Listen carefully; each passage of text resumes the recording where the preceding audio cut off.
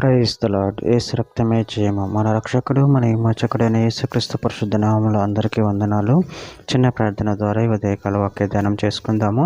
పరిశుద్ధుడ మహాగణుడైన దేవ యేసయ్య, సర్వాధికారి నాయన, మీకే వేలాది వందనములు, కృతజ్ఞత, స్తుతి, స్తోత్రం చెల్లించుకుంటున్నాను దేవ ఉదయకాలం ప్రభువ వాక్య భాగం ధ్యానిస్తుండగా వాక్య భాగం మాకు అర్థమవునట్లు సహాయం చేసి మీ కృపలో బలపరిచి మీకు మాదిరిగా మమ్మల్ని నడిపించమని ఈ చిన్న ప్రార్థన యేసుక్రీస్తు అతి పరిశుద్ధ నామములో అడిగి వేడుకుంటున్నాను తండ్రి. ఆమెన్. ఆమెన్. కొరింథీయులకు రాసిన మొదటి పత్రిక 13వ అధ్యాయము 3వ వచనము. బీదల పోషణ కొరకు నా ఆస్తి అంతయు ఇచ్చినను, కాల్చబడుటకు నా శరీరమును అప్పగించినను, ప్రేమ లేని వాడినైతే నాకు ప్రయోజనమేమీ లేదు. ఆమె దేవుడి వాక్య భాగం దీవించిన గాక.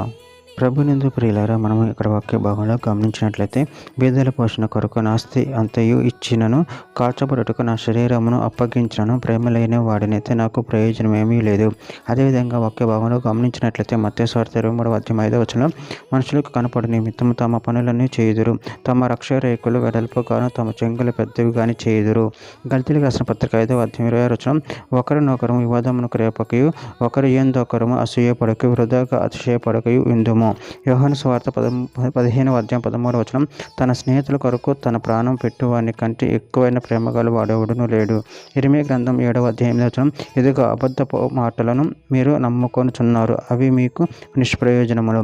తిమోతికి రాసిన మొదటి పత్రిక 4వ అధ్యాయం 8వ వచనం, శరీర సంబంధమైన సాధకం కొంచెం మట్టుకే ప్రయోజనమవును కానీ దైవభక్తి ఇప్పటి జీవం విషయంలోను రాబో జీవం విషయంలోను వాగ్దానంతో కూడినదై నందున అది అన్ని విషయంలో ప్రయోజనకరమవును.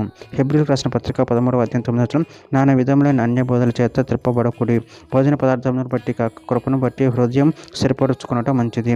భోజన పదార్థాలను బట్టి ప్రవర్తించడానికి ఏమీ ప్రయోజనం కలగలేదు.